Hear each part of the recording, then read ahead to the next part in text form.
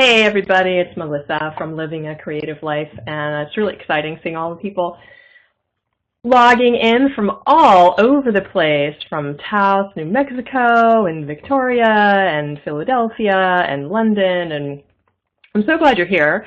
Thanks for taking the time to join me today, and the fact that you're here means that you know, on some level at least, how important your creative self is. Whether or not you are right now living the creative life that you really want, just by showing up today, it shows that you are ready to take some steps towards making that a reality. And in my experience, everything of any importance that has always happened one tiny baby step at a time. I even think smaller than baby steps. I think of nano steps. That's what someone in my Creative Ignition Club came up with that term, which I really like. So I don't think I have an easy way to unmute everybody. Oh, I do. I can try unmuting everybody so we can say hello. It's kind of fun. And I will mute you right back again if it's just completely insane, but I'm going to try this. Attendees are unmuted. Okay. Hi, everybody. I think your microphones might be set up. Hey, Carol. Hey. I'm still, oh, there we go. And I see Judith has a mic open, and Sue has a mic open. Say hi, you guys. Hello, hello. Hi. Hi. Hi. Hello. Hello. It's so nice to hear your voices. Otherwise, it feels like I'm talking to a brick wall. So thanks for indulging me on that. I'm going to put everybody back in. Themselves by pressing *6. I'm assuming that you heard that little recording, that everybody's muted, but you can unmute yourself by pressing *6 if you're on the phone. Or I think if you click on the microphone icon, if you're here with me on the computer, that will unmute you. So, other logistics. If you are here on the computer, I have a lovely little slide to show you here. Haha, look at that. This is how to raise your hand. It's sort of counterintuitive, but if you go into the My Mood icon at the top of your screen, it shows a little silhouette of a person, then you have an opportunity to raise your hand. Doesn't guarantee that I will see it right away, but if you at any point have a question or a comment or something, then you can raise your hand that way. And I think I can, let me just try, I'm going to try an experiment. Laureen, I just unmute you. Can you say something?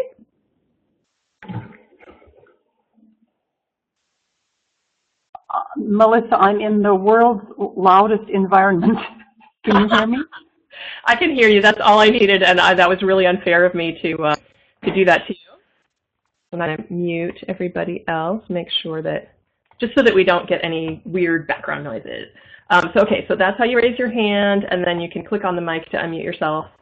And if you are on the phone, I made a little slide so you can't see this, but it's to remind me to tell you that you can press *4 to get a phone menu of instructions. And I think the only thing *4 will tell you, although you can try it and see, is to press *6 in order to unmute yourself. And Susan, I see a thumbs up, and I'm not sure if that is a raise hand or you're indicating happiness with what I just said, but I just unmuted you. So did you have a question? Yeah, hi. No. Oh, good. No question. Just I put yes as a mood. Thanks for playing. That's a great playful spirit and bring to this. I love it. Thank you. Okay, let's get started. This is the introductory session, really, to my upcoming 6-month program for women, your Big, Bold, Creative Life Academy. I seem to like names that are mouthfuls, so I will be giving you a sneak peek of what I'll be covering over the course of the full 6-month program, but today's session is also really an integral part of the curriculum. This is the first section of the first part of the course. It's sort of lesson 0 or session 0 from a module that I call busting the 3 big lies. And the woman to whom I owe that structure, I think, is here. I saw Sue Ann on the call. I'm going to be mentioning you in a moment, Sue Ann. So if you are considering registering for the Academy, today's session will give you a pretty good idea of what it's like to be inside on the live calls. This is the classroom we're going to use, and this is fairly representative of the mix of interactivity. But of course, every session is different, but this is an actual piece of the course. So, another slide of a person writing in a journal. I'm showing you that because we are going to be doing some free writing. We're actually going to be creating a little bit today. So be sure to have a pen and paper or a journal nearby. And I do really recommend that you write longhand with a pencil or a pen rather than typing if at all possible, because writing uses different parts of your brain and it actually helps you to think more creatively.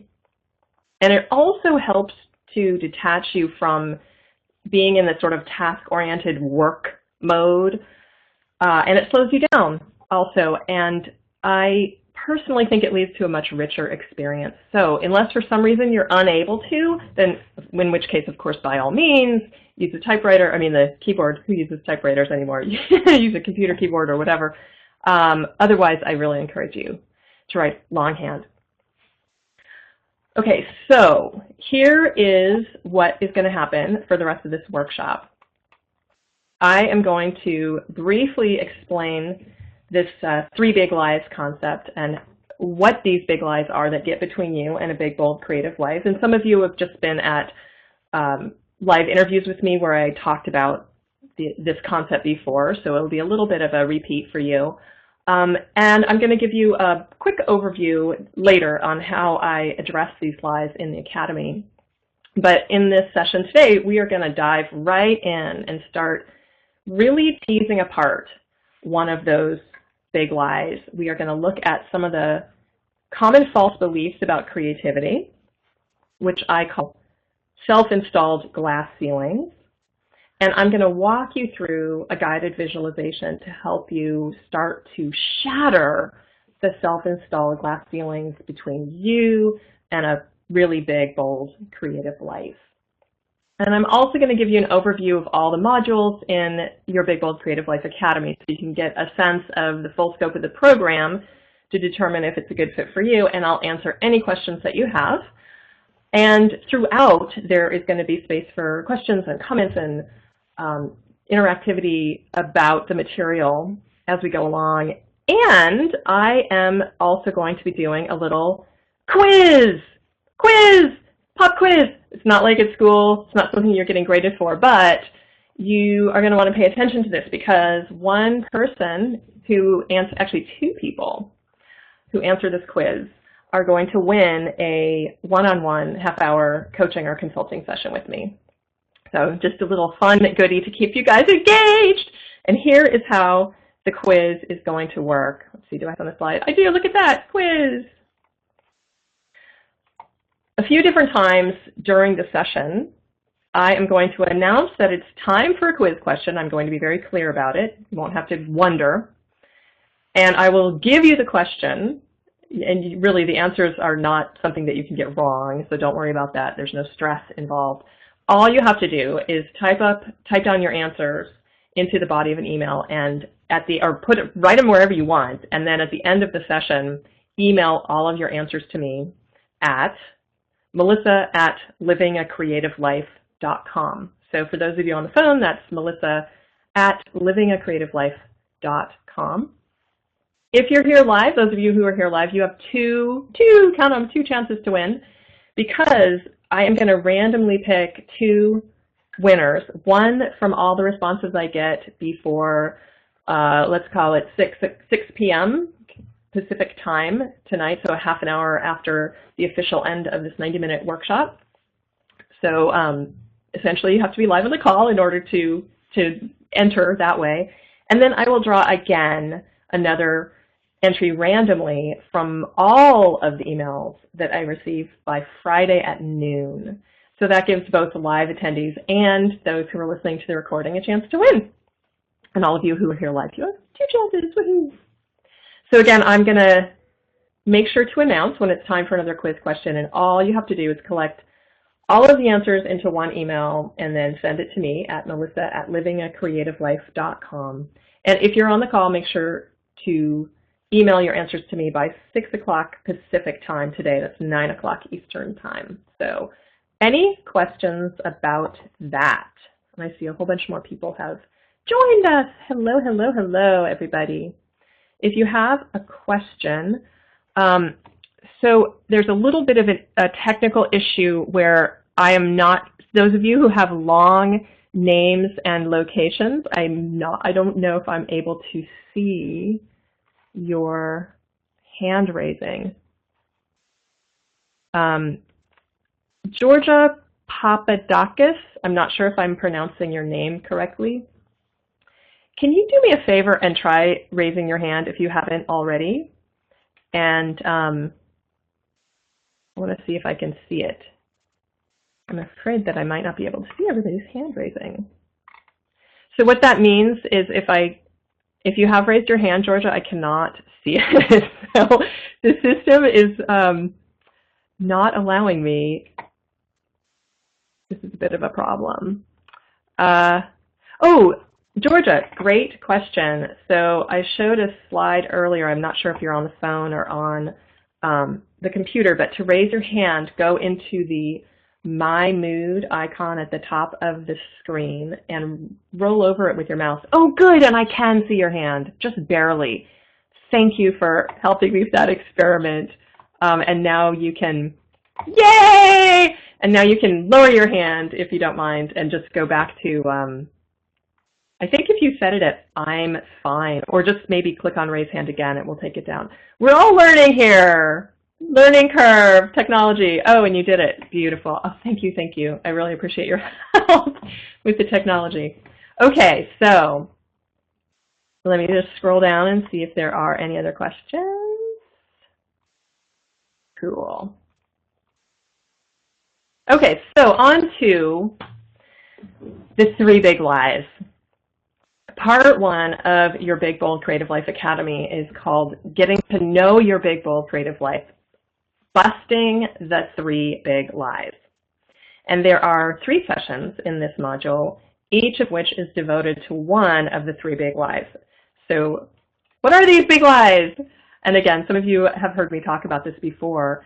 I am borrowing this framework from my wonderful, brilliant friend and colleague, Sue-Ann Gleason, who's here on the call. Hey, Sue-Ann!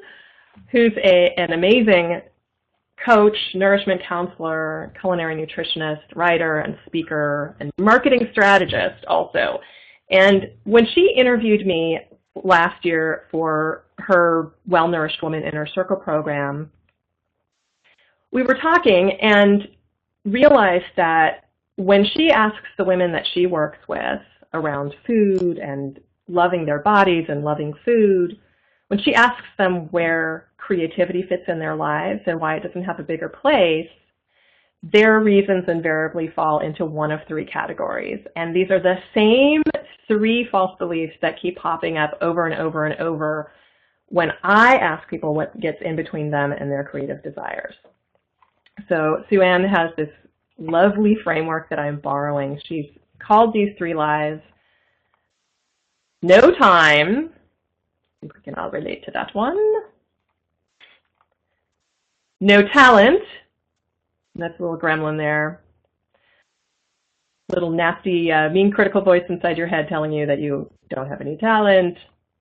And no purpose. No time, no talent, no purpose.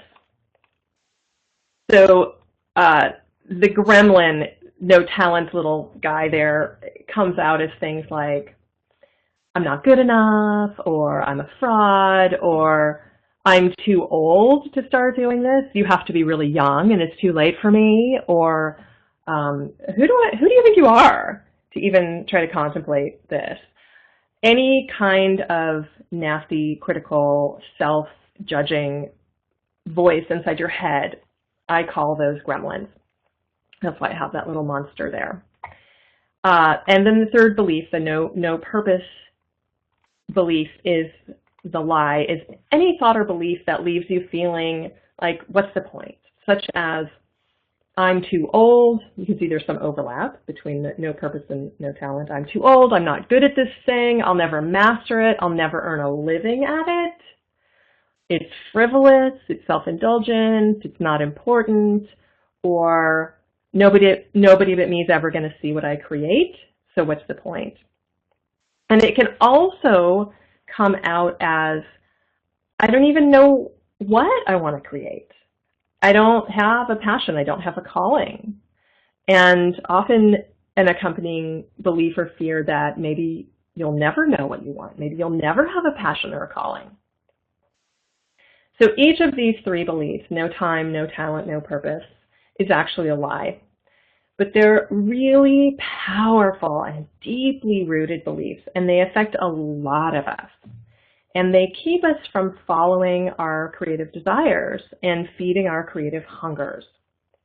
They act as, ta-da, glass ceilings between us and what's truly possible. But the difference between these glass ceilings and the glass ceiling of sexism or racism that keeps people from rising higher in the work world is that these glass ceilings are belief systems. They are essentially self-installed, not imposed from the outside world. Although we are programmed by the outside world, it is us hanging on to the belief that is really keeping us stuck. Not in the sense of it being intentional on our part. These are not beliefs that we consciously chose, of course, but in the sense that, this is the good news, we now have a choice to change them. So we can shatter those self-installed glass ceilings. And I'm going to take a moment and look at a couple of things coming through in the text chat. Susan from Austin, oh, this was a private note. I just saw that, Susan, sorry. I'm learning the technology, but it's a great question. I hope you don't mind if I share. The question is oh good. The question is, where do these lies come from? So Susan writes, the Southern woman culture, schooling with boys, where? But but I have to note that Susan wrote that text in a power pose. So awesome. Yay, Susan, you've been following my series. That's cool. That's such a great question. I'm not going to really cover where they come from on this call. But, I mean, the thing that I think is so insidious about these lies is that they come from so many different places. A lot of times, a lot of us have gotten messages from parents or authority figures, teachers, that we then internalize, right? Then also just in the wider culture, the way our society talks about creativity, the arts, creative expression is so confusing, and there's so many mixed messages. So really, that's why these lies are so pervasive, because we're swimming in a soup of these lies. But again, we thankfully have the ability to bust them, to shatter the glass ceilings. And it takes some awareness, it takes some paying attention, it takes some inner work, but it's doable. And that's why the 3 lies are the basis for the first 3 modules in your Big Bold Creative Life Academy. So we come to quiz question number 1. So get out your writing implement and something to write on, and I'm going to give you 60 seconds to just riff, just keep your hand writing on which of the 3 big lies affects you the most. When you send the answer to the quiz question in, you don't have to include all of the free writing. You can just include 1 of the lies or 2 of the lies or all 3 of the lies, whichever you want. But I'm interested in, I'm going to give you 90 seconds. Which of these 3 big lies, no time, no talent, no purpose, affect you the most, and how? There's no wrong answers. Just keep your hand moving. And I'm going to set my little timer for 90 seconds.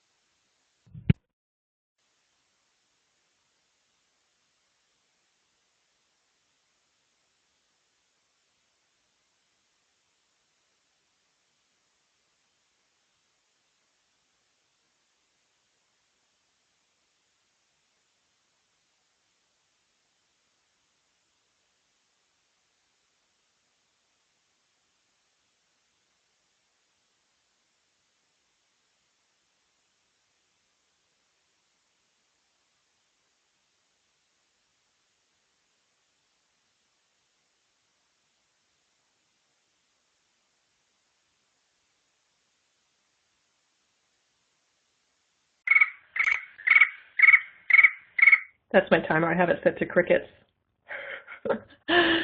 Okay. So I'm actually curious if anybody wants to share. You can type in the text chat if you want, or if you want to raise your hand. If you've just recently called in over the phone, you can unmute yourself by pressing *6. And I'm curious if anybody would like to share which of these 3 big lies, no time, no talent, or no purpose, is the biggest issue for you in your life right now. Carol, I see you unmuted yourself. Wow.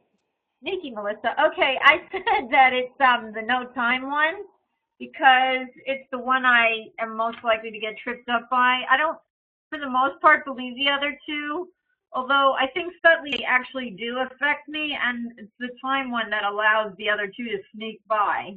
And I just feel like there are too many demands in life, and if I had more time, I would have talked about, you know, like money and groceries and laundry and exercise and, you know, whatever, laundry list of other things that we have to do with ourselves.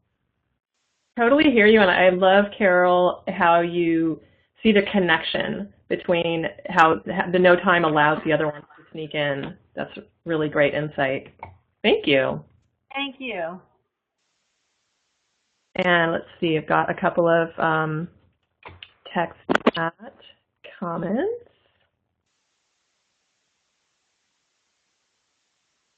I have another private one from Susan. Susan, let me know if you're okay with me sharing that. I'm not going to share it unless you are cool with that. Hannah-Laura, and I'm not sure how to pronounce your name, Hannah. I'm not sure if it's Hannah-Laura or Hannah-Laura.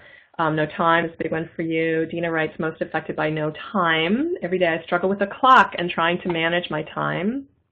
Megan writes, time, and I have to take care of my responsibilities before I can break through those glass ceilings. Oh my God, okay.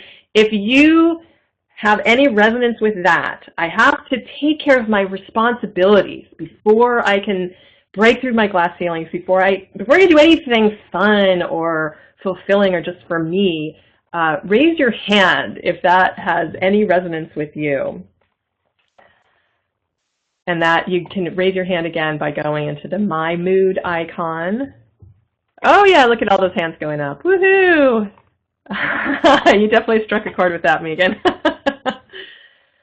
Let's see. And Susan writes, thank you for the permission to share, Susan, writes, not enough schooling. We all have to have experts to do anything. That's another lie that she feels restricted by. That's brilliant. And Hannah-Laura, hopefully that's right. You can correct me later if it's not. Clara writes, no talent. I haven't been able to identify my calling or passion. I have areas that I'm interested in, but I have no expertise in any of those. Totally hear that one. Totally hear that one. Oh, and good, I pronounced your name right. Hannah-Laura, excellent. And Nancy writes, no purpose. My current role appears to become a throwaway role. Frustrated. Sounds very frustrating. Keep bringing those text chats in. I'm going to move on with the workshop here, but these are fantastic, and we're going to do more of this brainstorming. So you guys are all in the right space. It's awesome. So I want to dive into lie number 3, no purpose. And if I were to encapsulate the entire first session of the Academy, which is all about the lie of no purpose, into a single statement, it would be this. What a lot of people think they know about creativity is completely upside down. Those of you on the phone are missing this adorable picture of an upside down dog that I found to entertain everybody. Many of the clues that you may have been interpreting as signs that you should give up, that these are the clues that I, in my own life, interpreted as signs that, oh, I should just give up, or that you're not meant to follow a particular path or follow a particular calling.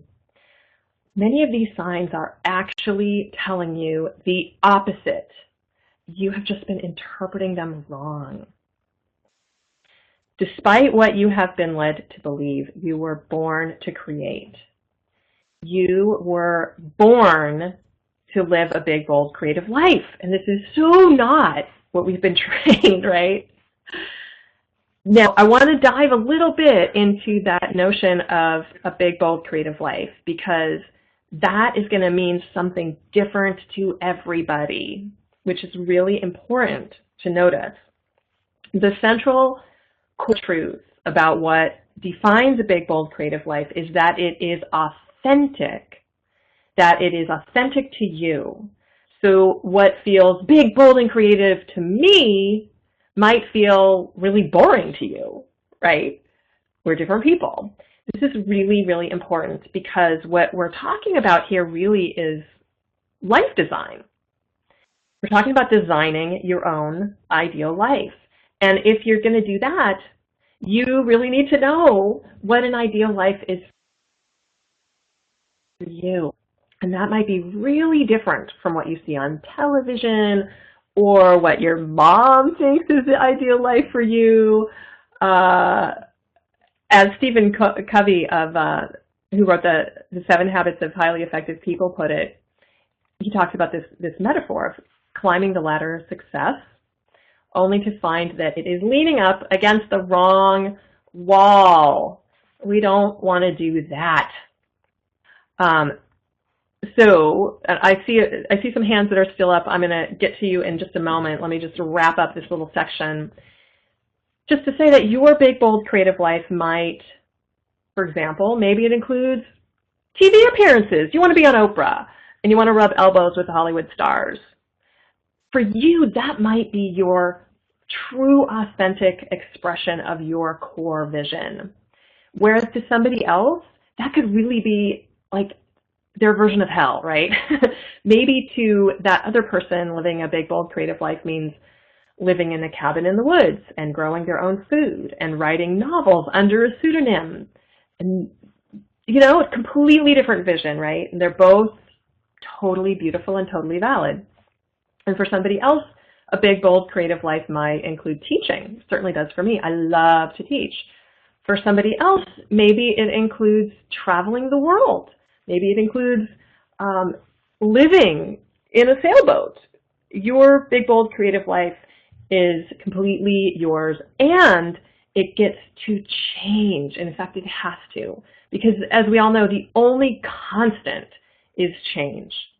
And what feels like your ideal big, bold, creative life today may not be, and probably won't be, your exact ideal big, bold, creative life a year from now. And that is exactly how it should be. It's a lot like computer operating systems. You know, right now, whatever my Mac is on, Lion, or I don't even remember, is going to be really old a year from now or 2 years from now. And if I want to be able to use it at its optimal capacity or whatever, I'm going to need to upgrade. I'm going to need to change it.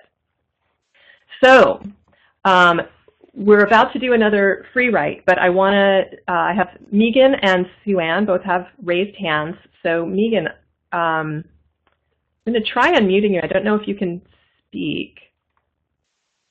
No, it looks like you can't speak because you didn't allow flash sessions. Whoops.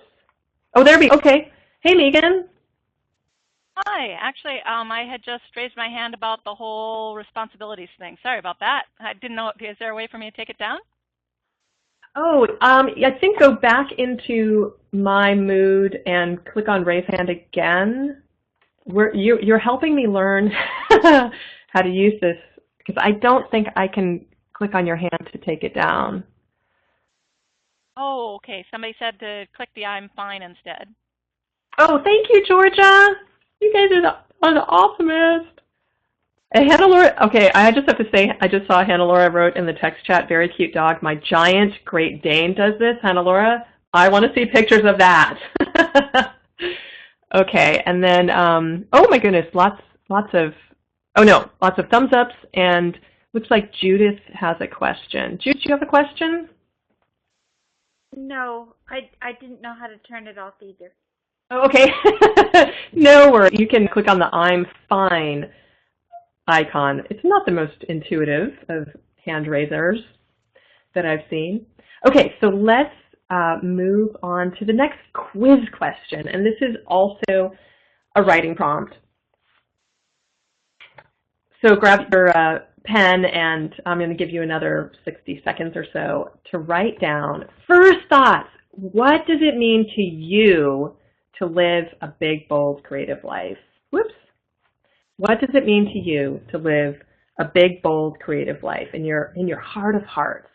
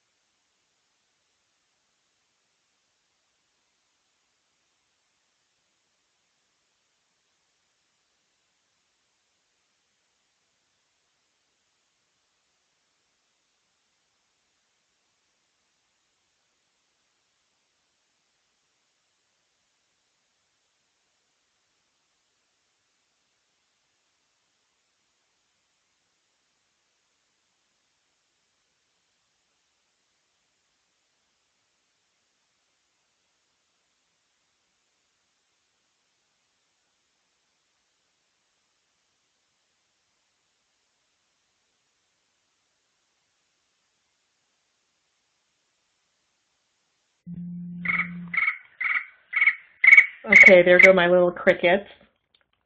As you guys have been writing, I was reading in the text chat, and whoa, what fantastic comments in there.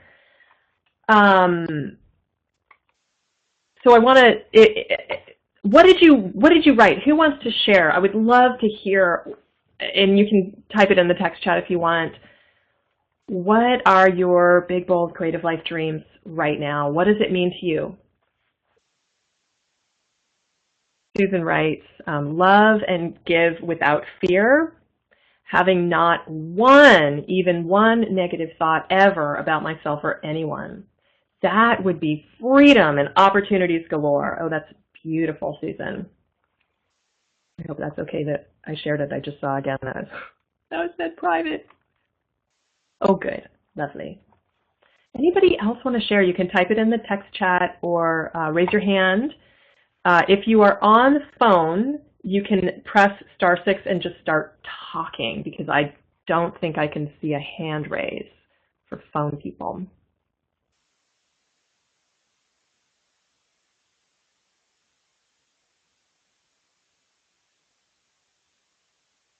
All right, I'm going to read some more from the text chat. Nancy writes, less working for others for pay. Another Nancy writes, being able to play music with my friends all day. Megan writes, oh, this is so sad. I gave up.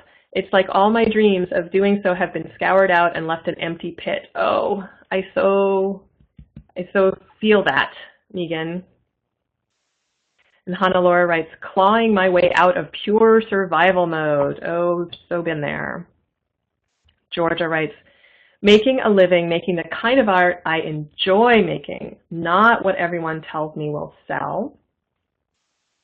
Nancy writes, flexible hours, a voice, the expert, the leader, the teacher, helping, creating, and money. And Susan writes, yes, making a living off of what I love to do. Oh, and Megan, I hope you saw the chat from Susan. You are loved, Megan. I echo that. Okay, these are great. It's been really fun as I've been interviewing people for the Academy, been interviewing all kinds of guest experts, and I always ask them what the idea of living a big, bold, creative life means to them, and it's been so cool to hear people's responses, and they're all different, of course, but there's a thread throughout all of them, and it really comes down to that authenticity, like being true to your heart, which I really love. You know, it's not about I don't know, a big Mercedes or something. I mean, it could be. There's no reason why a big Mercedes can't. You know, that's not a bad dream to have, but that's not the one dream that it comes down to.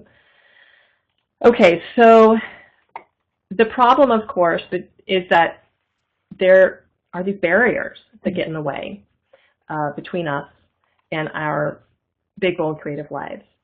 And living a big, bold, creative life is rarely the default position for any of us. It certainly wasn't for me. Now, you know, I run this blog called Living a Creative Life, and right now I really am living a bigger and bolder and more fully creative life than I ever have. I spend not all of my time engaged in creative pursuits, but a good chunk of it. And I make time to do the things I love. I make time to make art, to make music, and to write just for me. I work on projects that I choose. I also work on projects for clients that I do not choose, but I do work on projects that I choose that are challenging and meaningful and exciting to me. And although my life is very much far from perfect, the important thing is that I am pursuing bigger dreams and goals than I ever thought I could, and I'm actually doing the things that I love to do rather than just dreaming about them. Oh, someday, maybe, when I retire, whatever.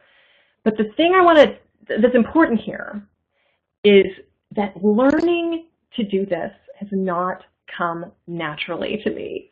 I am not an outlier. I'm not like some weirdo freak or whatever. I mean, I am a freak in some ways, but that's not one. I am such a normal person in this area. For a very long time, even as I was growing a business as an artist, selling my art, my creative spirit was locked away in a closet like this little child. That's really how I envision my poor little creative spirit. And just a few years ago, I was completely burned out. I was not making art that fed my soul. In fact, except for, this is so pathetic, but it's true, except for an annual retreat that I went to with my calligraphy guild in the spring for 4.5 days, I had not fed my creative hunger for over a decade. Not entirely true, because there were ways that I sort of snuck in. You know, we figure out, the creativity sort of often figures out how to squeeze out through the cracks. But it was squeezing out through the cracks, and I honestly felt really horrible about myself. And although I was scratching out a living from my art, the only art that I was making was for clients. And it's so ironic that I was living the most uncreative life. And somebody posted in the text chat way up in the stream about academia being the most soul-sucking environment when it comes to creativity. I had that experience because I come from an academic background too, so I really get that. When I was in this place, also, here I was eking out a living, not a huge living, a small living from my art, but still making a living from my art and feeling incredibly uncreative. And I wanted so badly to be making my art and to be creating, but even if I could have forced myself, even if I could have found the time, I had no idea what I wanted to make. I was so stuck, and I was really walking around in a state of low-grade misery, this sort of black and white shades of gray kind of life. And getting from there to here has been a really bumpy road. But it did not start out this way. And it did not start out this way for any of us. When I was really little, and I suspect you might have these memories as well, there was no separation between me and my creative spirit. It was all one. The truth is that we all come into the world zestful and curious and totally and fully creative. We never actually lose that ability to connect with that, but it feels like we do. Because we live in a society that's so confused about creativity and creative expression, and we grow up with so many mixed messages. So for most of us, that close connection to our creative spirit gets broken down. So how does this happen? We talked a little bit about the various factors involved, and I bet everybody has a story about how they got disconnected from their creative spirit. You might even have a particular memory of someone telling you that your art wasn't good enough, or you sang out of tune or something. Maybe they shamed you in front of other people. That happens to a lot of kids and adults too. And I know some people who were quite literally forbidden by their parents, well-meaning parents, forbidden from pursuing creative things. That really does a number on people. How it started for me is what I now refer to as the comparison trap. I have to tell you guys, I had a lot of fun looking for images. I was kind of wanting to get a wolf trap, but couldn't find one, snagging a person's leg. But I think this image of somebody trapped by mouse traps everywhere is a little bit what the comparison trap feels like to me. You might have seen my series. I did an article recently on my series on the comparison trap and how to talk to that comparison trap gremlin. For me, I didn't learn how to talk to that gremlin until pretty recently. I remember noticing really young in elementary school, as early as kindergarten or first grade actually, I remember noticing other kids' work, their drawings, their music playing, whatever, and I remember starting to judge myself against them. So at first, it wasn't such a virulent force. It was just noticing what other kids were doing and admiring it. So like I remember in kindergarten, I had this friend named Laura, and she drew chickies and bunnies with our little markers and crayons. And I really loved her chickies and bunnies, so I copied them. And it was really fun at that point. We all copied each other, and it was fun. But over time, I started really comparing my own work to what other kids were doing. And in my eyes, my work never measured up. Other people, by the time I was in third, fourth grade, other people were the artists because they could draw more realistically than I could. And other people were the musicians because they could play better than I could. And therefore, or so I thought, I was not an artist, a musician, creative person. And so over time, I stopped doing a lot of the things that gave me so much joy. And it happened kind of unconsciously. I mean, I was aware of making these decisions like, no, I'm not good at that, so I'm going to stop. But by the time I graduated from high school, I stopped seeing creative expression as something that was mine at all. I didn't see it as my birthright. I saw instead all these creative pursuits as belonging to other people, out of my reach, which makes me so sad looking back. I just want to go back to my younger self and, put my arm around her. So by the time I was in high school, I had a really thick but transparent glass ceiling over my head. I didn't realize that it was just my beliefs, that it wasn't truth, it wasn't reality. I was very stuck in this belief system about myself and the world, that other people were creative and I was not. I know this is a really common experience, and I'm glimpsing some of the comments in the chat stream, but I want to just take a moment and just gauge, if something similar happened to you, go ahead and raise your hand. If you're on the computer, go into the My Mood icon and click on the raise hand. I'm curious if other people have, yeah. Oh my goodness, lots of resonance. It's so sad, it makes me, it's always a relief to know that you're not alone, right? But it also makes me so sad, which is of course why I'm now a professional creativity instigator, because I want to stop this madness and get people creating again. So thank you for raising your hands, everybody. You can go ahead and click on the I'm fine icon to take your hand down. So these belief systems, I'm not creative, I'm not an artist, I'm not good enough, these are the self-installed glass ceilings because they limit what we believe is possible. And therefore they limit what we even aim for. And they're almost impossible to see over our own heads, because when you have a belief, you're swimming in the water. It's like fish, they're not aware of water. It's just what is, right?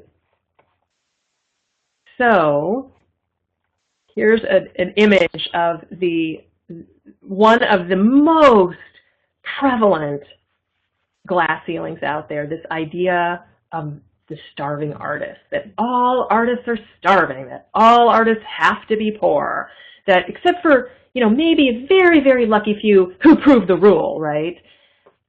Who are the exceptions who prove the rule. It's impossible to make a living from your creativity. And artists, maybe they're even happy poor. There's just so much crap out there. The reality, that idea of the starving artist was perpetuated by a novel in the 19th century, I think it was, in France, where middle-class people started dressing up as poor artists because I can't remember if it was La Boheme, it was some novel. And it became like this hip thing to pretend that you were a starving artist, even when you were, middle-class bourgeoisie or whatever. And it's just perpetuated since then.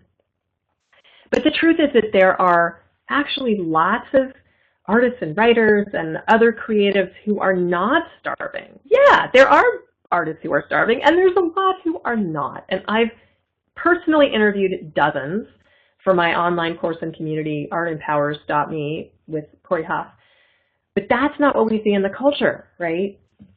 What we see is just the starving artist. So the reality gets obscured by the myth, and the myth gets perpetuated.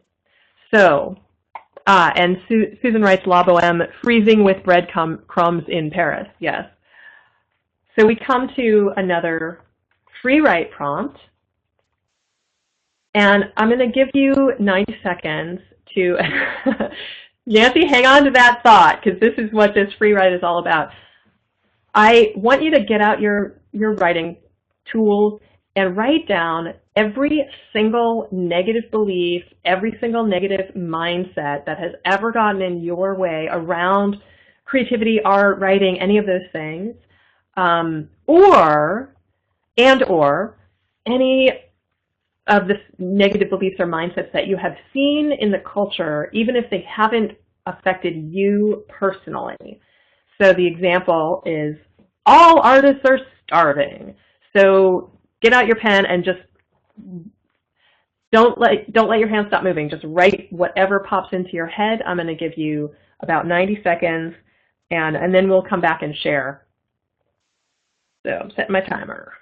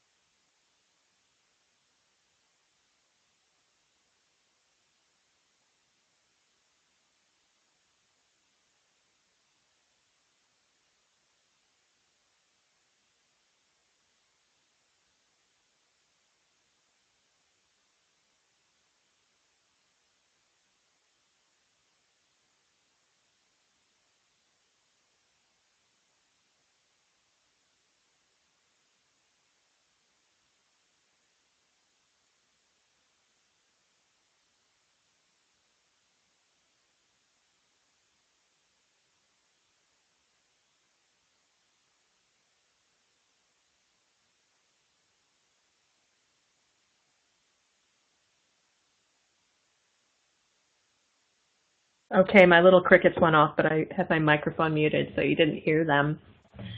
Okay, so let's spill. What are all these negative beliefs that have either gotten in your way or that you've seen in the wider culture? And you can type them in the text chat. Go ahead and raise your hand if you want to share via voice.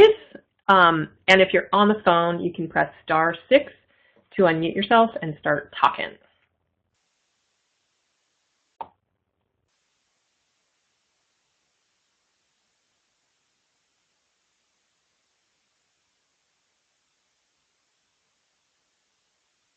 Nancy writes, you have to die of consumption. That's a good, lovely belief. And Megan writes that her mom wanted to protect her, so and was afraid that she would not be able to support herself if she didn't let go of her idealism and childish creative stuff. So there's that is expressing the belief, mindset, glass ceiling that you can't possibly support yourself if you are idealistic and you have, creative, childish things in your life. Tina writes, I can't afford the time.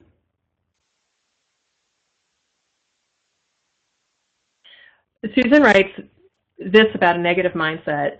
This is an interesting one. I have to get my own voice in art before I can get out there. So in other words, hopefully I'm interpreting this correctly, Susan, I can't possibly share my work. Nobody should share their work until it is completely, their unique voice, right? That's sort of the message that I'm hearing in that. That's the negative message. Let's see. Karen writes, everyone is a photographer now with their iPhones and apps, etc. It's no longer feasible to make it as a fine art photographer. So again, the money belief. Oh, and Georgia writes, people don't need art. It's frivolous. It's self-indulgent. It's not important. Why are you wasting your time on that silly, unimportant thing? Oh, this is a good one. Hannah Laura writes, in the past, I have to lose weight before I can be successful. That's a good block. And I don't see any hand. I see some thumbs up, but I don't see hands raised. So if anybody wants to speak with your voice, go ahead and raise your hand, or you can just unmute yourself and start speaking. I'm going to scroll down the text chat.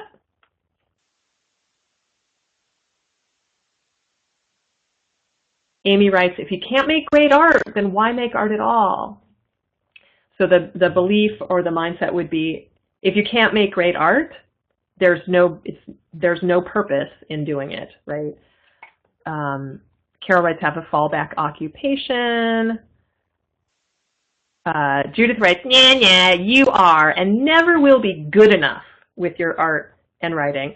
Oh yeah, I have that one very loud, very loud.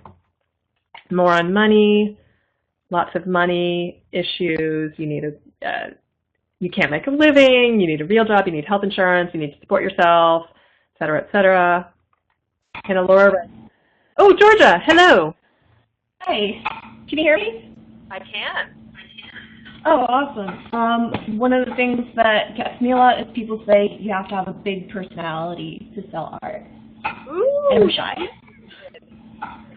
That's a good one. Yeah, I haven't heard that one before. I'm so glad you shared that. Thank you, Georgia. Woo, those glass ceilings are insidious, aren't they? That means all the shy people in the world. Nope, sorry, you don't get to do it. If you had seen me in high school, you guys would not recognize me because I was the most painfully shy person. People thought I was the biggest snob because I wouldn't talk to anybody because I was so shy.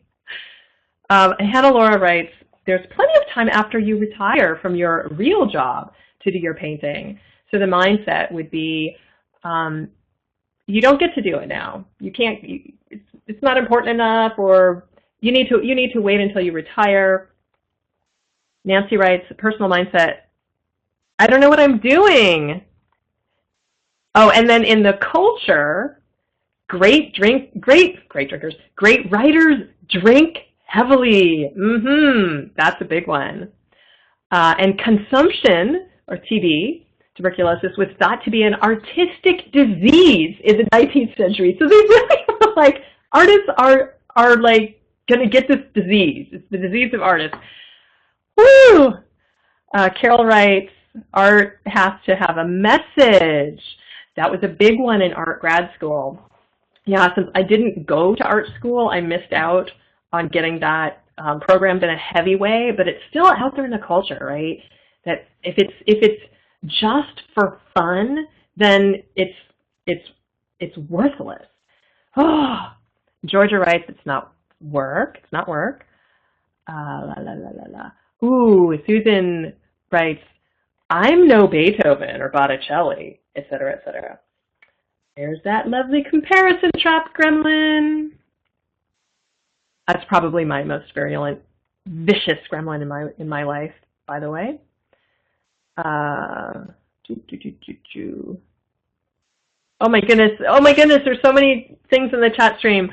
I'm going to move on just because I think I'll go on forever with these. But these are fantastic. So that's the fiction. I mean, if you think about it, it's really no wonder that people stop doing their creative things.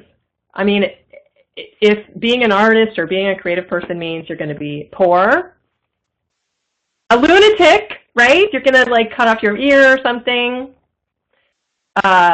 Irresponsible is a big one. Stupid. People end up doing art because they're not smart enough to do other things, is one I've heard when I've offered this workshop in person. Suicidal. Yeah, that's a good one. You're going to be depressed and suicidal. Selfish. And, of course, an alcoholic, right? This is the message. This is the message that we get. Is it any wonder that we have a hard time doing our creative things and feeding our creative hungers? Come on. Who wants to be poor, crazy, irresponsible, stupid, suicidal, selfish, alcoholic, right? So it's time for a reality check. Here is the truth. For me personally, nothing makes me feel more alive. Nothing makes me feel more alive. There are other things that also make me feel alive, right? Like walking out in nature, spending time with people I love, but nothing makes me feel more alive than doing one of my creative things, expressing myself creatively. And since you are here on this call, I suspect that this is true for you too. So now I want to take a few minutes and we're going to do a short guided visualization to help you to tap into that creative joy that's inside of you. So grab a journal or something to write with and have it nearby and get really comfortable. If you are in a situation where you can get on a couch or something, that's great, or if you want to lie down on the floor, that's awesome, or just get comfortable in whatever chair you're sitting in right now, and I'm going to walk you through a guided visualization. So go ahead and close your eyes and take 2 deep breaths, exhaling slowly and releasing any tension as you breathe out.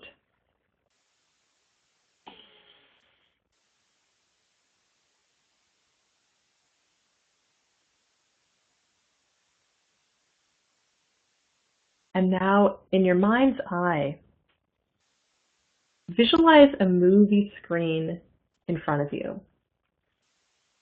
And on that movie screen, visualize the image of a rose. Notice what color it is. Notice how open the petals are, how long the stem is, how many leaves it has. You can turn that rose around in space, look at it from all sides, and notice any other details. Are there maybe dewdrops on the petals? Or is there some subtlety to the color that you hadn't seen before? Or maybe the color's changing. It might do that too. Now that you see that rose really clearly, I want you to think about something creative that you love to do. If you are a polypassionate person like me, a passion pluralite, and you love to do lots and lots of different creative things, just pick any one for now. It doesn't matter which one. As long as it's something that you love doing. Inside that rose, visualize yourself doing that creative thing with no limits. You have all the time in the world. You have all the resources in the world. You have all the permission in the world. And as you visualize yourself, you can see yourself from the outside, like you're watching a movie, or from the inside, looking out from your own eyes, or you can switch back and forth. There's no wrong. Just imagine yourself being fully engaged. You are in a state of flow. There are no time constraints. There are no shoulds. No judgment. You are just playfully doing what you love to do because you love it.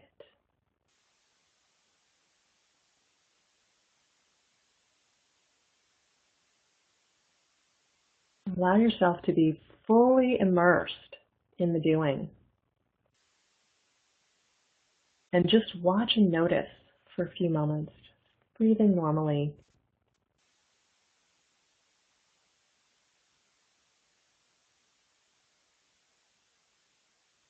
Notice where you are inside that rose. What is your environment like?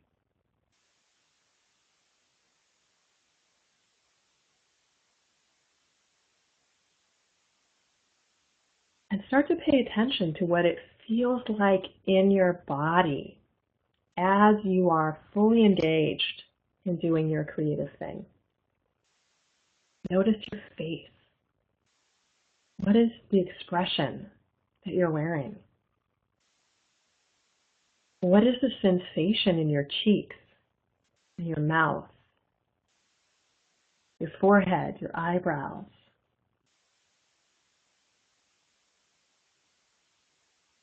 Notice any feelings in your head, in your belly,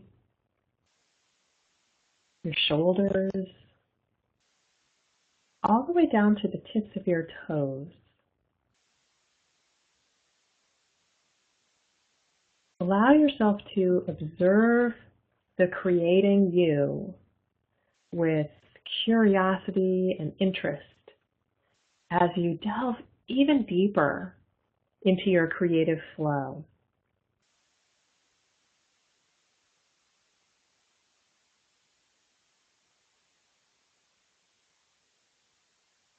And now as you continue to play and do your creative thing inside the rose, turn your attention to the colors around you and in front of you. Notice that rose and notice the color. Has it changed at all, or is it the same? There's no wrong, just notice. And notice the space you're in. What is your imagination showing you? Are you indoors or outdoors? It doesn't have to make any sense. Just notice. And as you continue to follow your creative flow, bring the colors up a notch. Just bump up the saturation a few points. And allow the sensations and emotions that you're feeling to fill you up, just like air fills up a balloon. And take 2 more deep breaths, allowing your whole body to really resonate with the feelings you're experiencing.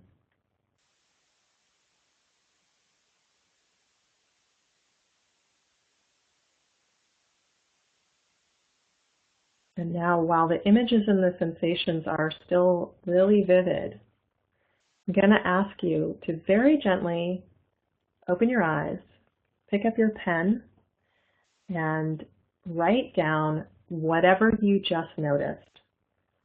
Thoughts, feelings, images, anything that pops into your mind. You cannot do this wrong. So I'm going to give you another couple minutes.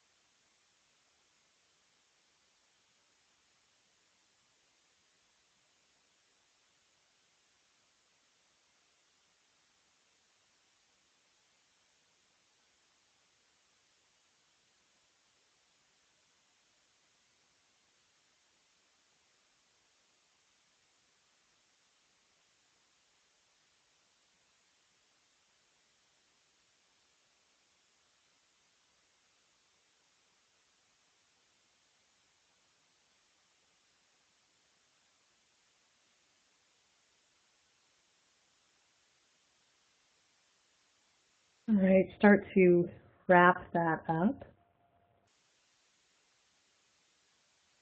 I want to share here, but I also want to take a moment to just say that most people with this exercise share really positive sensations, joy, excitement, enthusiasm, peacefulness.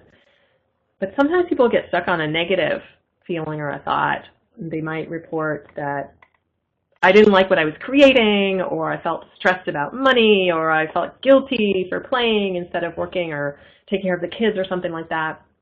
And I just want to say that if that happened to you, rest assured that it is not a sign that something is wrong with you or that you're somehow not meant to do what you love. It just means that your gremlins, those lovely voices of self-doubt and self-criticism, are more in charge than you are right now. And don't worry about that. Gremlins are tameable. We are going to be covering how to tame those gremlins. Gremlin, saying you suck. Ha-ha! With a leash on. We're going to learn how to tame them in the academy. The second session of the academy, actually. So if that happened to you, you may want to come back and try this exercise again later. In this vision, there are no constraints. You have permission and freedom to dive deeply into your creative joy without those outside thoughts getting in the way. So let's share. If you would like to share with your voice, raise your hand by going into the My Mood icon and clicking on Raise Hand. And I'm going to check out the chat stream. Susan Evans, I saw that you said, puppy is running crazy, roads scattered. Oh, these visualizations can sometimes be very amusing. Hannah Laura said, it was hard to slow down enough to enjoy the lovely vision I was having. And she's typing in, this is what I wrote. Oh, wow, you did a copy and paste. Brilliant. She writes, I noticed how hard it was for me to slow down enough to enjoy this visualization. I feel like I was in too much of a hurry. I have to feed the horses, water the garden, feed the cats. Yet deep down, I also knew that the picture I was seeing was authentic. It was me in the small cordwood writing studio that I built for myself. Oh my God, I want pictures. Looking out over the property. A tiny fire burning in the rocket mass heater that I built. Me in jeans and a loose shirt working on my novel. A cup of hot tea, a little snack. Very delightful. Oh, I love that. And Susan from Austin asks, wow, you built it. And and I don't know if you built it in your vision or in reality. Either way is completely delightful, and I mean, what a fantastic creative force to envision build a structure that you created yourself. And you drew up the plans for it, Hannelore. That's awesome. Megan writes, I realized that what my mother saw as a prison she was trying to save me from sounds like heaven and freedom to me. That's such a good thing to notice. And Susan Evans writes, after husband took puppy away, I relaxed. So I guess there really was a puppy running around, not just in the vision. And I was inside the rose, feeling the soft petals, learning my acoustic guitar, painting done on my new daring tablet. Georgia writes, I found myself starting to dance. I visualized lots of tribal dance, textiles, and painting with my hands. Ooh, I love that. Very cool. Anybody else? Anybody want to share? Go ahead and raise your hand if you want to share your vision, or type it in the text chat. And if you're on the phone, you can press *6 to unmute.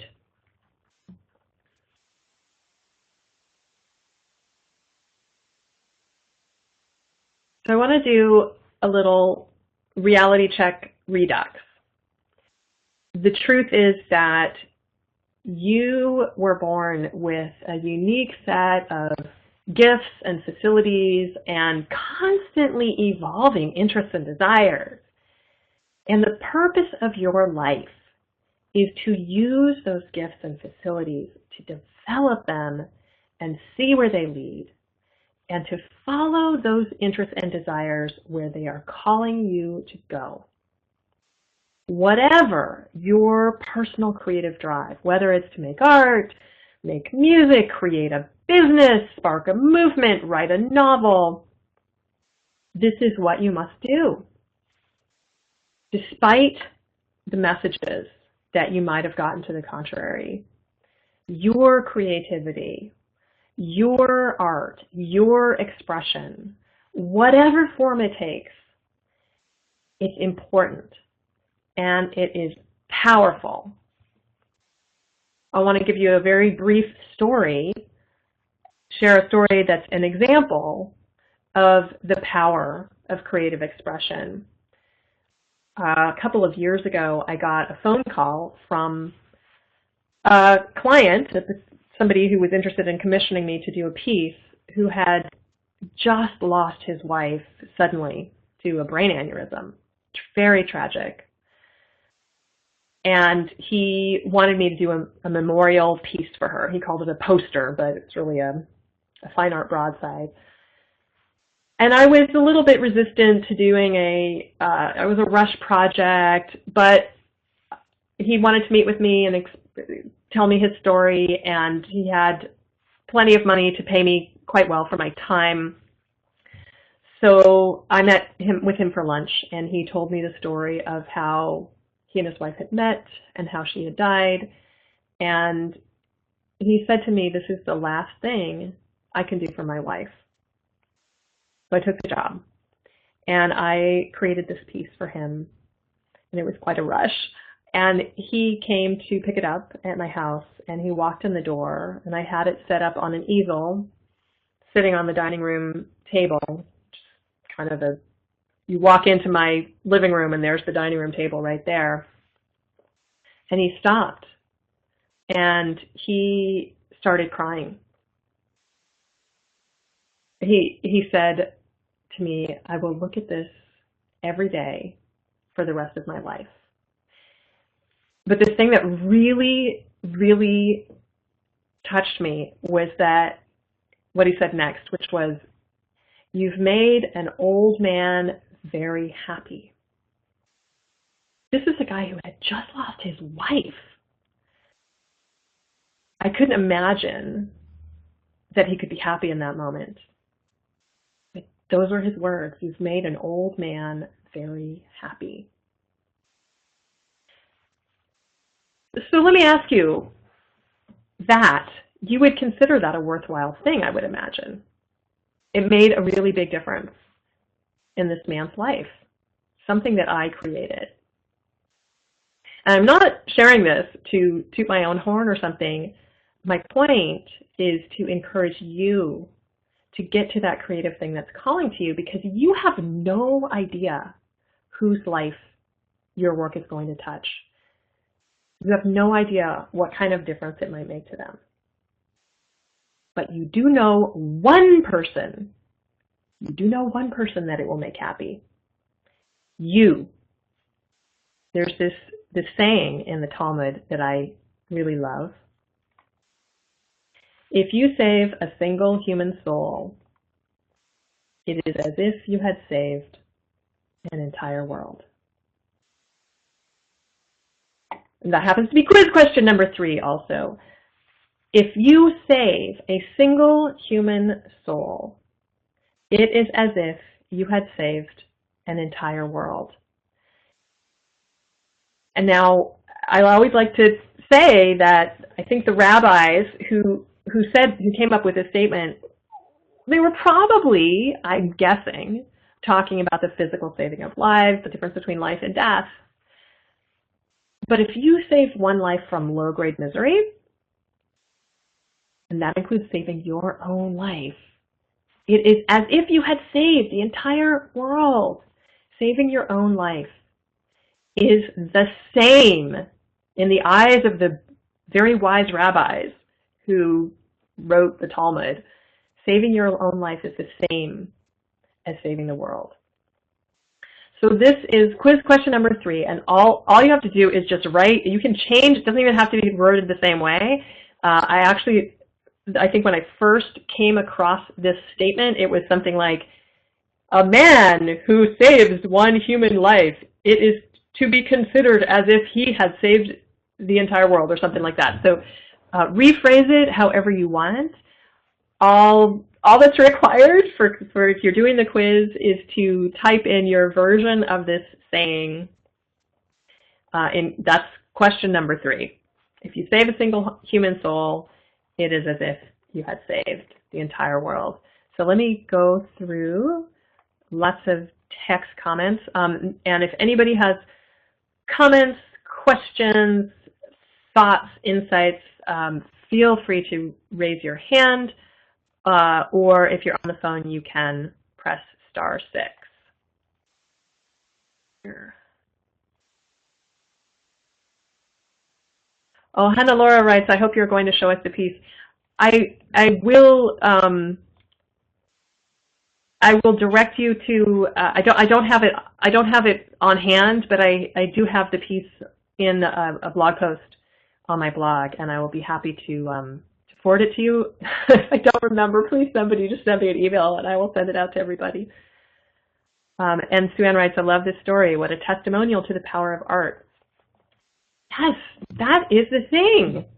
Like I don't make art thinking, oh, I'm going to make somebody's life so much dramatically better, but you just never know. And we are each on this planet together, right? We're all on this planet together. We've got to share our gifts, the stuff inside. We have to share it. Let's see. And Susan from Austin writes, we all read, right? Or go to museums or movies or concerts or whatever I would add for comfort, for solace, for joy, or plays, musicals, whatever. We need these things. The human race needs these things. Let's see. Susan Evan writes, I've done a sculpture of a newborn preemie for a woman who, after losing her baby, asked if I could do this. My first time I did it for her, and her reaction too was tears when she came to pick the sculpture of the baby. The creation was an awesome experience. Whew! I just got chills. And Hannah Laura writes, remember, it's a wonderful life. Think of the books that you've read, the movies that you've gone to, the music that you listen to that touches you, that makes your life better, right? Like how sad, how much more gray your life would be without those works of art. those creations, right? So from here, I want to give you a brief outline of what we're going to be covering in the rest of the Academy program. But before I do, I want to give you another opportunity to open up questions, comments on what I've covered today. And stick around because I'm also going to share how you could win a seat in the Academy. At any point, if you have a question or a comment, please raise your hand, or if you're on the phone, you can press *6 to unmute. So let's talk about, let me share with you, your Big Bold Creative Life Academy. Oh yeah, win a seat. Stick around! Okay, so part one. The Academy is really like this container for everything I've learned in 46.5 years about how to live the fully creative, no-holds-barred life that I really, really, really wanted for myself, a big, bold, creative life. So everything I've learned, all the techniques, all the tips that I figured out by trial and error are from wonderful teachers all over the place. The things that I use in my own life and or the things that I've seen that have had a tremendous impact on the lives of my clients and my students, it's all in the Academy. And Susan asks, how do you raise hand icon? So go into My Mood at the top, the little icon that says My Mood, and then click on the blue raise hand icon. You can also just, I think you can click on your microphone to unmute yourself. Susan, did you want to share? That was Susan Evans. Oh, I see you're on, oh, you're on mobile, okay. You should be able to press *6. If you're on the, I'm not sure if you're on the phone or if you're on a mobile device. I'm getting a message here, Susan, that, where did you go? You disappeared. It says muted because attendee did not allow flash permissions. I'm going to try to unmute you.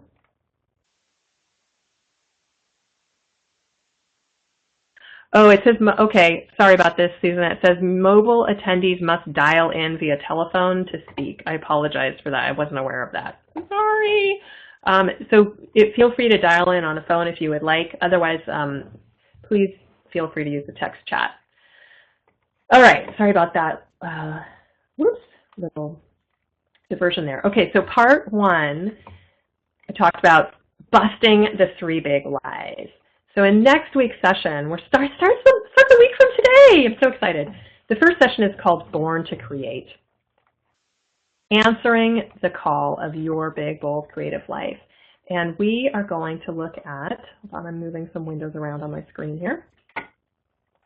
We are going to look more at why you truly were born to create, including the science behind why feeding your creative hunger is never self-indulgent, despite what you have been told.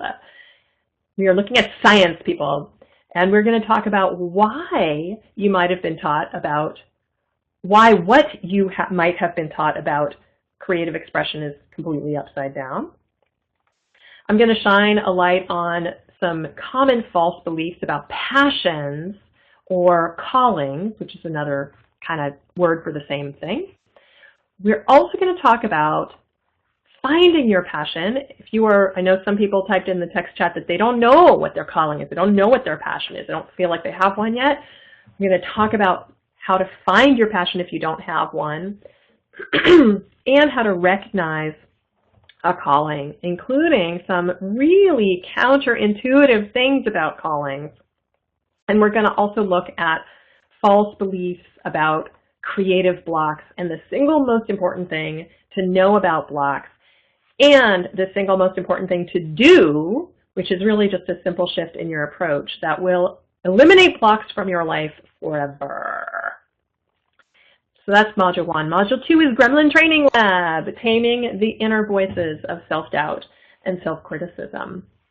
And this is really all about busting that lie of no talent and bringing those inner critical voices to heal and learning to use them to help power you forward instead of holding you back. So in Gremlin Training Lab, we're going to talk about 8 ways to recognize gremlins when they show up so that you don't go on thinking, oh, it's just the voice of truth in my head. It's just the voice of truth. We will give a face and a name to at least one of your gremlins. You may have many, but we will give one a face and a name, possibly many. We will discuss 5 tools to use with your gremlins and 6 questions to ask them that really help to neutralize your power. So that's busting the lie of no talent. And then in module 3, we move on to the big no time lie. This is all about overcoming overwhelm and freeing up time. This is a huge, huge issue. It's one of the biggest issues that people complain to me about. And the goal is to get you from this to this. From time, overwhelm, chaos, to now, is it going to be like that all the time? Probably not, but we'll get you closer to that place. It's been a really long journey for me to figure out how to clear the chaos, and it's an ongoing process to make time work for me, but I get asked all the time how I manage to get so much stuff done. And so I'm going to be spilling all my secrets in the Academy session, and we are going to be sussing out where your time is going, what specific things you can change in your life to create more time for what you really want to be doing. We're going to be doing a lot of the work in class, so it's not outside homework that, one more thing you have to do. So that's part 1, busting the 3 big lies. And then we move to part 2, which is all about building your internal foundation. And this also has 3 sessions. The first one is based on my golden formula, which is self-awareness plus self-compassion equals the key to everything good. So we will be diving into that golden formula and looking at how to apply it in your life. Then the next module is, I call the art and science of ease. And this is really leveraging the latest in neuroscience to make it easier to say no to distractions so you can say yes to what you really want. Who doesn't want that, right? From there, in module 6, I'm going to introduce you to your team of mentors. These are 3 distinct selves to put on speed dial to help you make better choices every day. This is 3 selves, all you. They're available to you 24/7 that we'll be introducing you to in session 6. Then part 3 is all about dealing with and blasting past some specific, pretty powerful sticking points that get in the way. Module 7 is, I call harnessing the butterflies, and this is all about transforming fear and uncertainty into fuel so that you are not getting stopped by fear, but are actually able to harness those butterflies and get them to fly in formation to help pull you forward. Session 8 is force fields and flubber shoes. I'm so dating myself. I don't know if you guys ever saw the Disney movie. I think it might have been, The Absent-Minded Professor, I think it was. And flubber was this magical rubbery chemical substance that kept bouncing higher and higher and higher all the time. So this is all about developing resilience. And really, we're going to be talking about developing your immunity to criticism, rejection, and failure so that you can become a master of resilience and bounce back rather than letting fear of criticism or rejection or failure stop you in your tracks. And yes, I had fun finding these images, if you were wondering. Session number 9, I call Finding Your North Star. This is all about accessing your true, authentic voice and getting off the approval-seeking treadmill. So we're going to be talking about how addiction to praise and approval can stop us just as badly as fear of criticism, and how to get off of that approval-seeking treadmill. And then finally, part 4 is how to spring forward and maintain your momentum. So session 10, they call Out of the Shadows and Into the Light, busting through perfectionist paralysis and procrastination. Yes, who has problems with that? To start now rather than continuing to put it off and put it off and put it off. And then session number 11, scaffolds and springboards. This is when we're going to look at building some real-world support structures to help propel you forward. Some real tools that you'll find very useful. And then session number 12, tying it all together, designing your personal success blueprint, and then we will wrap it up with a final session to reflect and, of course, to celebrate, which is an essential part in any creative process. So your Big Bold Creative Life Academy, we are going to be meeting in this classroom every other week, and I'm holding the sessions at 2 different time periods to enable people from different time zones with different schedules to participate live, and I'm also going to be recording all the sessions. You don't have to sign up for, only Mondays or only Wednesdays. You can come to either one, or you can come to both if you want to. You're totally welcome to, and I'll be recording the sessions. So that's live calls every other week, and then we will, the recordings, I'm behind on the slide here, and then there will be 2 additional Q&A calls just to hang out and get together and essentially like mini coaching right on the calls. Plus, as a Big Bold Creative Life Academy member, you get a membership in my Creative Ignition Club, which is my private community for living a creative life. And I hold monthly jam sessions also in this platform once a month. That's why they're monthly for Creative Ignition Club members. And so you get to come to those as well. And then we have an online private forum to connect 24/7 with a special forum just for your Big Bold Creative Life Academy. So I have many, many forums for the club, and then also a special forum for anything that you want to keep private just for fellow members of the Academy. You're welcome to use the special forum for that. And then there's lots of optional readings and worksheets. These are not things that this is not like homework that you have to do, but just resources and further things to help deepen your learning and your transformation and your insights. And then guest expert interviews, which I have to tell you, I'm having so much fun doing these. I'm learning so much from these wonderful people that I've been interviewing. So the card is open. It's at yourbigboldcreativelife.com. The program is $108 a month, or you can save $100 and pay in full. It's just $548 for 6 months. Plus, I do have a small number of, I think I have 4 left, I can't remember, of premium packages, and that includes 3 one-hour private sessions with me for coaching, consulting, whatever you want to use the time for.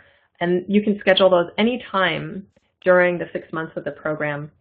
I normally charge $180 for a 1-hour one-on-one session, but with the premium package, you'll save. It comes to $40 or more on each session, depending on whether you can pay. It's $958 if you pay in advance, or $178 a month. And that includes the full Academy program and the 3 one-on-one sessions with me. And you could win a spot. I am running a contest over the next 5 days, today through Friday, over on my Facebook page, facebook.com/livingacreativelife. So go check that out. There are lots of different ways to enter. you can get the most entries if you make a video. You get lots of entries by making videos and posting it onto my Facebook page. So that is all about the Academy, YourBigBoldCreativeLife.com, and I think that's the last slide too. So if you have any questions about the content that we covered in today's workshop or about the Academy program, logistical questions, content, what we cover, whatever, I'm happy to stay here and answer. So let me see what's in the text chat. Go ahead and press, raise your hand or press *6 if you're on the phone to unmute yourself, and I would be delighted to answer your questions.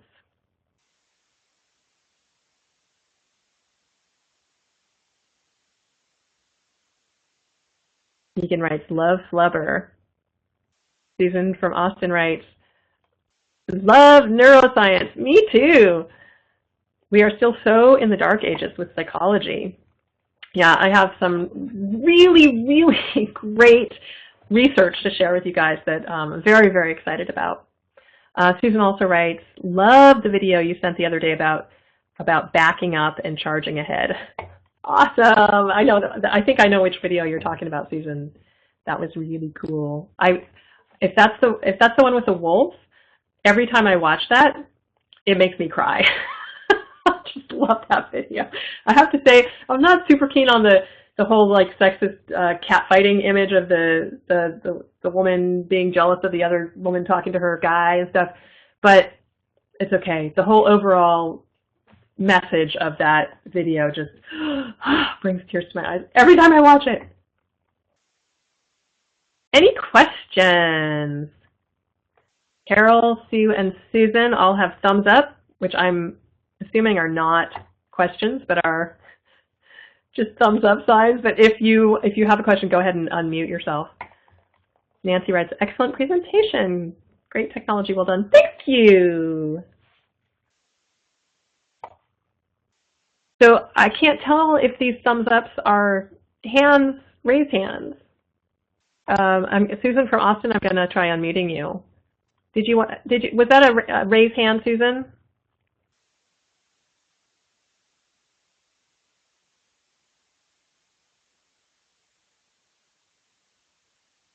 I unmuted you. Okay. All right, well, so it looks like there aren't any questions. If you have any, feel free to email me. And don't forget the quiz. Don't forget the quiz. Yeah, I know the hand raising is a little confusing in this thing. We'll have it all figured out eventually. Thank you all for coming. It has been so fun to spend this afternoon with you. Let me know if you have any questions. Check out the Facebook page for how to win a free seat. And don't forget to send in your quiz questions, and you could win a half-hour coaching session with me. All right, bye. Go get creating. Mwah.